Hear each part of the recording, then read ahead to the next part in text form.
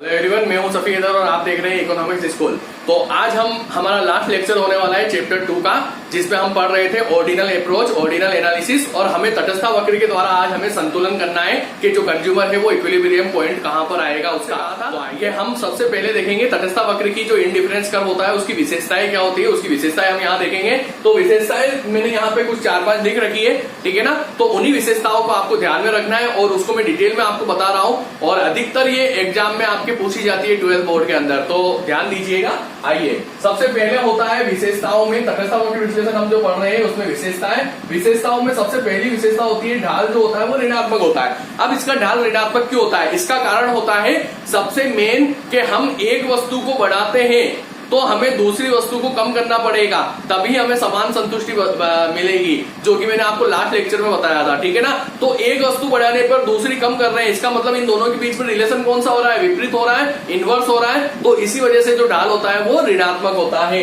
कैसा होता है इसका ढाल, आपको पता होगा। जो तटस्था वक्र का हमने ढाल बनाया था वो इस प्रकार से आया था, ये कहलाता है हमारा आईसी कर्व, ठीक है ना। यह आईसी कर्व कहलाता है, क्यों? क्योंकि यहाँ पर क्या होता है, जैसे ये ओ बिंदु, मूल बिंदु, यहाँ पर ये वाई एक्सिस, यहाँ पे ये एक्स एक्सिस। जैसे फॉर एग्जांपल मेरे पास पहले ये था, ये ओ वाई वस्तु, ये ओ एक्स वस्तु में काम में ले रहा था। अब अगर मान लो मैं मेरा कॉम्बिनेशन चेंज करता हूँ, मेरा कॉम्बिनेशन चेंज करके मैंने वाई को बढ़ाया, अगर मैं वाई को बढ़ाऊंगा तो मेरी जो एक्स है वो क्या हो जाएगी, कम हो जाएगी। यहाँ देखिए पहले ओ एक्स थी, अब ओ एक्स वन इतनी कम हो गई, और यहाँ पर वाई जो है वो इतनी बढ़ गई, ठीक है ना। तो ये क्या कहलाता है, ये इनवर्स रिलेशन होता है, क्योंकि एक को बढ़ाने के लिए हमें दूसरे को घटाना ही पड़ता है, तभी जाके हमें समान संतुष्टि मिलेगी। वरना जैसे मैंने आपको बताया था कि 1 और 25 2 करेंगे तो इसको हमने 20 किया था, अगर हम इसको 20 नहीं करें, इसको 25 से रहने दे, तो हमें संतुष्टि जो है वो हमारी ज्यादा हो जाएगी, जबकि हमें क्या चाहिए, समान चाहिए, ठीक है ना। यहाँ बढ़ रही है, जबकि तटस्था वक्र समान संतुष्टि देता है, तो हमें दूसरी को कम करना पड़ेगा, और इस तरीके से ये इनवर्स रिलेशन इनके बीच रहता है। दूसरी चीज, ढाल ऋणात्मक ऐसे ही रहता है, ठीक है ना। इसको हम एक और वर्ड बोल सकते हैं, बाएं से दाईं ओर नीचे गिरता हुआ।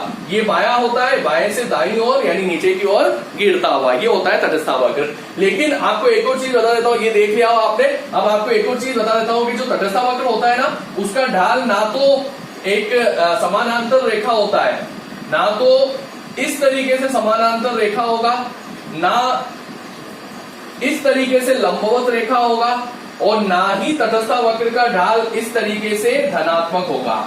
ये क्यों नहीं होगा, ये तीनों ही स्थितियां तटस्था वक्र की नहीं होती है। क्यों नहीं होती है, वही चीज मैं आपको बताने वाला हूं। ये तीनों स्थिति नहीं होती है, क्यों नहीं होती है, क्योंकि ये एक्स एक्सिस हुआ, ये वाई एक्सिस हुआ, ये ओ हुआ। फॉर एग्जांपल मान लो मैं एक्स की ओ एक्स वस्तु का प्रयोग कर रहा हूं, ठीक है ना। वाई की वस्तु क्या है, स्थिर है, ठीक है ना। अब मैं यहाँ पर अगर बढ़ाता हूं, एक्स वस्तु को मैंने बढ़ाया और मैं यहाँ पर आया, तो मेरी ओ एक्स वस्तु कितनी हो गई, ओ एक्स वन हो गई, जबकि वाई उतनी की उतनी ही है, वाई को मैंने कम नहीं किया, तो यहाँ मेरी संतुष्टि क्या हो गई, ज्यादा हो गई, जबकि तटस्था वक्र समान संतुष्टि को बताता है, तो इस वजह से ये सब तटस्था वक्र नहीं हो पाएगा। यहाँ पर भी सेम चीज, यहाँ हमारी एक्स वस्तु स्थिर रहती है, ठीक है ना, और वाई वस्तु हम बढ़ा सकते हैं, तो यहाँ पे जो संतुष्टि का स्तर होगा ये इस जगह, उस संतुष्टि का स्तर यहाँ पर ज्यादा होगा, जबकि तटस्था वक्र क्या कहता है कि संतुष्टि जो है वो समान होनी चाहिए, तो ये भी नहीं हो पाएगा।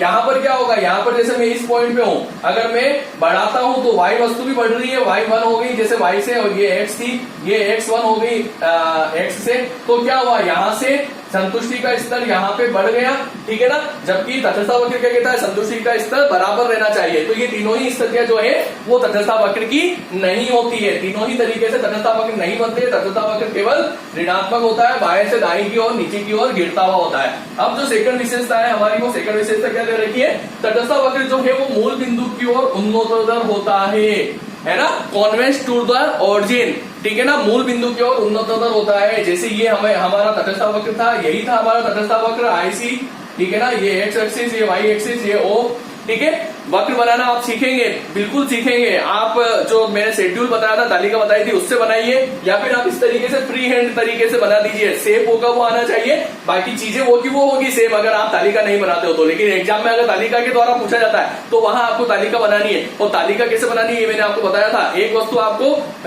स्थिर दर से बढ़ानी है, और दूसरी वस्तु जो आपको कम करनी है ना, वो घटती हुई दर से, 25 से 20 यानी 5 कम हुई, 20 से 16 यानी 4 कम हुई, यानी घटती हुई दर से आपको कम करनी है, ठीक है ना। तो उन्नतोत्तर बनेगा। उन्नतोत्तर का मतलब होता है ये मूल बिंदु होता है O, इसकी ओर क्या है, ये उठा हुआ है, क्या है, उठा हुआ, इसी को बोलते हैं उन्नतोत्तर, ठीक है ना। अब ये उन्नतोत्तर होता क्यों, ये मैंने आपको लास्ट लेक्चर में भी बताया था। ये होता है एमआरएस की वजह से। एमआरएस जो होती है एक्स वाई की, यानी एक्स और वाई वस्तु की जो सीमांत प्रतिस्थापन की दर होती है, मार्जिनल रेट ऑफ सब्स्टिट्यूशन, वो क्या होती है, वो घटती भी होती है। वही बताया मैंने आपको, 25 से 20 5, 20 से 16 4, 16 से 13 3, 13 से 11 2, 11 से 10 1, है ना, घटती भी है। तो वो घटती भी है, इसी वजह से ये इस तरीके से उन्नतोत्तर होता है। अगर घटती भी नहीं होगी, बढ़ती भी होगी, तो जो आकार है वो नतोदर वक्र का हो जाता है, ये इस प्रकार से, जो हमने पीपीसी वक्र देखा था, ठीक है ना, वो होता है इस तरीके से। लेकिन यहाँ हमारी एमआरएस एक्स वाई क्योंकि घटती हुई है, तो इसलिए पीपीसी इसका हमारे तटस्थ वक्र का जो आकार है वो इस तरीके से उन्नतोत्तर होता है, ठीक है ना। समझ गए आप इस चीज को भी। अब तीसरी चीज आती है, तीसरी विशेषता होती है, वो होती है कि एक दूसरे को नहीं काटते हैं। दो वक्र जो है, दो तटस्थ वक्र एक दूसरे को नहीं काटते हैं। क्यों नहीं काटते, वो देखना, समझने की कोशिश करना। देखिए, जैसे ये पहला हमारा तटस्थ वक्र है IC1, ठीक है ना, यहाँ पे समान संतुष्टि बता रहा है। इस बिंदु पर भी, इस बिंदु पर भी, किसी भी बिंदु पर होगा तो सभी जगह वो समान संतुष्टि रहेगी, ठीक है ना। अब मान लो एक और मैंने तटस्थ वक्र बनाया, वो यहाँ पर काट गया, ये IC2 हो गया मान लो हमारा, ठीक है ना। अब यहाँ पे क्या हो रहा है, देखिए मैंने आपको पहले बताया था कि जो ऊंचा उदासीनता वक्र होता है वो ज्यादा संतुष्टि देता है, क्योंकि ऊपर की ओर हमें जहां हमें ये वस्तु इतनी मिल रही है, वहां यहाँ पे हमें वस्तु ज्यादा मिलेगी, तो यहाँ हमें ज्यादा संतुष्टि मिल रही है। लेकिन इस पॉइंट पे जब हम आते हैं, जैसे मान लो ये एम पॉइंट है, इस पॉइंट पे क्या हो रहा है, IC1 और IC2 दोनों की संतुष्टि जो है वो बराबर हो रही है, लेकिन ऊंचा उदासीनता ज्यादा संतुष्टि देता है, ये हमें पता है, ठीक है ना। तो यहाँ पे दोनों की बराबर हो रही है, तो ये चीज नहीं हो सकती है, दो तटस्थ वक्र एक दूसरे को नहीं काटेंगे, ठीक है ना। तो ये भी आप समझ गए। अब एक और चीज होती है, ऊंचा उदासीनता वक्र ज्यादा संतुष्टि देता है, ये मैंने आपको बता ही दिया था, अभी भी इस वाले वक्र में भी बताया और आपको मैंने लास्ट में भी बताया था, जो हमने तटस्थ मानचित्र किया था उसमें आप आसानी से समझे थे कि ऊंचे उदासीनता वक्र पे क्योंकि वो ज्यादा वस्तुओं का प्रयोग कर पाएगा, तो ज्यादा वस्तुओं का प्रयोग कर पाएगा तो वहां संतुष्टि उसे ज्यादा मिलेगी, ठीक है ना। और केवल दो वस्तु, ये चीज भी आपको ध्यान में रखनी है, तटस्थ वक्र में केवल आपको दो वस्तु का प्रयोग करना है, ज्यादा वस्तु का आप प्रयोग नहीं कर सकते, ठीक है ना। अगर ज्यादा वस्तु होती है तो वो तटस्थ वक्र नहीं होगा। इसकी और विशेषता, जैसे 5 मैंने लिख रखी, और विशेषताएं भी आप देख सकते हो। जैसे एक विशेषता ये होती है कि तटस्थ वक्र कभी भी अपने अक्षों को नहीं छूते हैं, यानी जो एक्स एक्सिस और जो वाई एक्सिस होते हैं ना, उनको नहीं छूते। ये एक्स एक्सिस और ये वाई एक्सिस, यानी यहां से स्टार्ट नहीं हो सकता।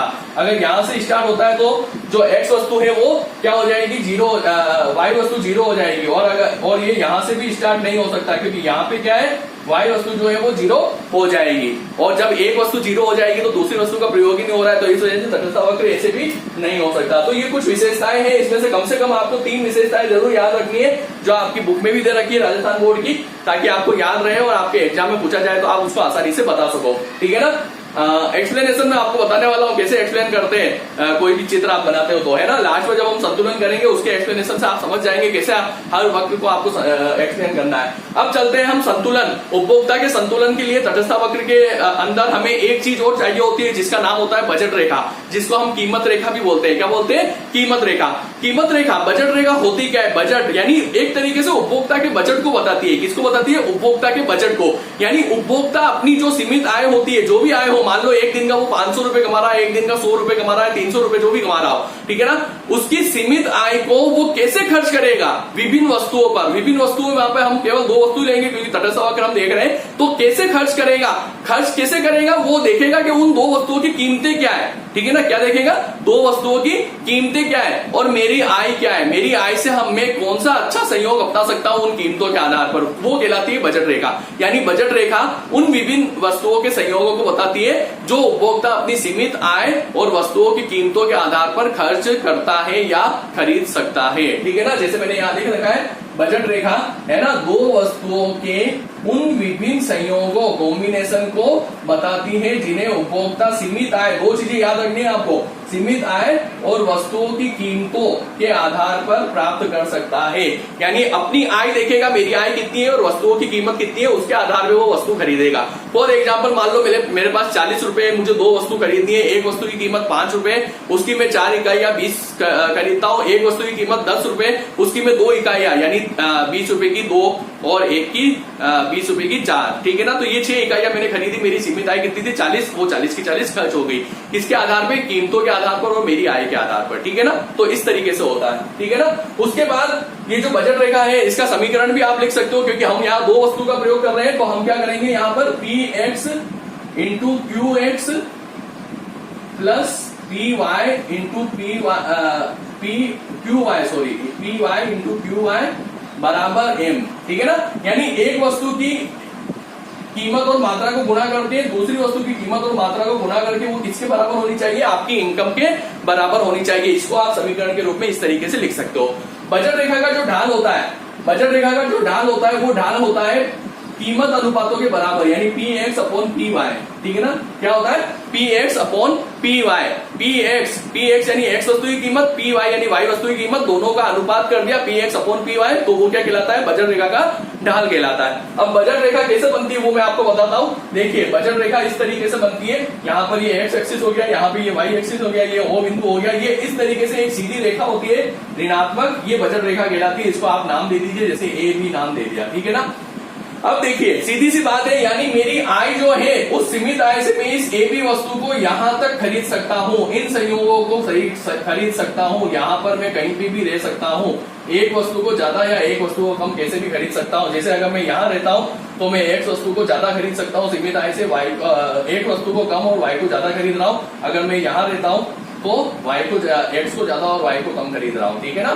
ओके, या फिर मैं क्या कर सकता हूं, या फिर अगर मैं इस a बिंदु पे रहता हूं, इस a बिंदु पे, तो यहाँ पे मैं केवल y वस्तु को ही खरीद रहा हूं, है ना, और x वस्तु क्या है, 0 है, ठीक है ना। y और x क्या है 0 और y मान लो यहाँ पे हो गई कुछ भी आप दे दीजिए, जैसे 5 इकाइयां, ठीक है ना।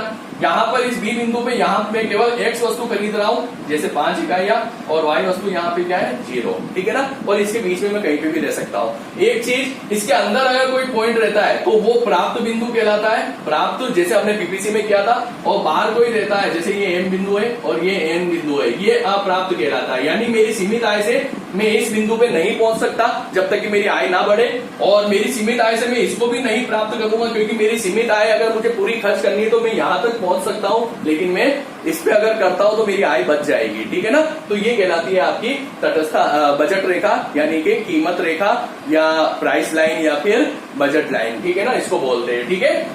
समझ गए आप इसको आसानी से। इसको अगर आप उदाहरण से समझना चाहें तो जैसे फॉर एग्जाम्पल मेरी आय जो है वो सीमित 100 रुपए है 1 डे की, ठीक है ना। मैं दो वस्तु लेता हूं, जैसे x वस्तु और y वस्तु। x वस्तु की कीमत है यहाँ पे 10 रुपए और y वस्तु की कीमत है मान लो 20 रुपए, है ना।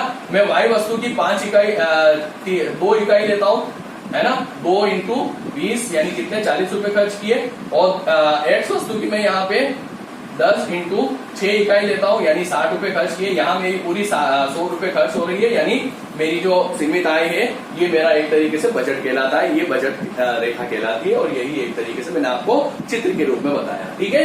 तो यहाँ तक कोई दिक्कत नहीं, इसका ढाल है px अपॉन पी वाई, ठीक है। यहाँ तक आपसे कोई भी क्वेश्चन पूछा जाता है आप सब बता सकते हो, कोई भी आपको दिक्कत नहीं आने वाली, ठीक है ना। अब चलते हैं अपन आगे, जो नेक्स्ट और मेन जो चीज है जिसकी वजह से हमने ये पूरा चैप्टर पढ़ा, ये बजट लाइन वाला आपने उतार दिया होगा, इसको मिटा देता हूं मैं, ठीक है ना। अब जो मेन चीज है जिसकी वजह से हमने चैप्टर पढ़ा वो क्या है, वो है उपभोक्ता का संतुलन। अब बजट रेखा और तटस्थ वक्र से हम संतुलन करेंगे, कैसे करेंगे वो चीज देखिए। सबसे पहले संतुलन के लिए आपको 3 चीजें पता होनी चाहिए। पहली चीज तो ये कि तटस्थ रेखा से जो हमने बजट रेखा बनाई ना, उस तटस्थ वक्र से वो बजट रेखा स्पर्श करनी चाहिए, पहली चीज।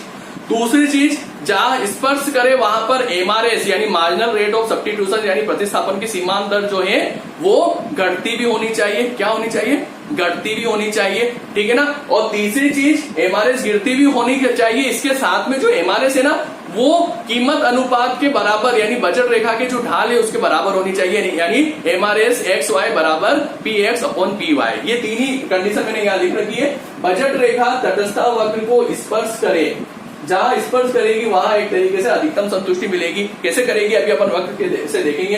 दूसरी आती है एमआरएस बराबर हो P X upon P Y यानी कीमत अनुपात के बराबर हो प्रतिस्थापन की सीमांत दर। तीसरी, एमआरएस जो प्रतिस्थापन की सीमांत दर हो वो गिरती भी हो, क्योंकि वो गिरती भी होगी तभी तटस्थ वक्र जो है वो कॉन्वेक्स टू ऑरिजिन होगा यानी उन्नतोत्तर होगा, ठीक है ना। तो ये चीज आप समझ गए। अब इसको हमें वक्र के अंदर डालना है, ठीक है ना। तो वक्र के अंदर डालने के लिए हम क्या करेंगे, पहली चीज हम हमारे एक्स और वाई एक्सिस को बनाएंगे, ये एक्स एक्सिस ये वाई एक्सिस, और ये O। अब यहाँ पर हम तटस्थ मानचित्र बनाएंगे, यानी 3 वक्र एक ही में बनाएंगे तो वो तटस्थ मानचित्र कहलाएगा। वहां पर हमें फिर बजट रेखा को स्पर्श कराना है, ठीक है ना। तो जैसे मैं बनाता हूं यहाँ पर, ये पहली रेखा हो गई हमारी IC1, IC2 और ये IC3, ठीक है ना। ये इस तरीके से, इसको मैं बढ़ा देता हूं, ठीक है।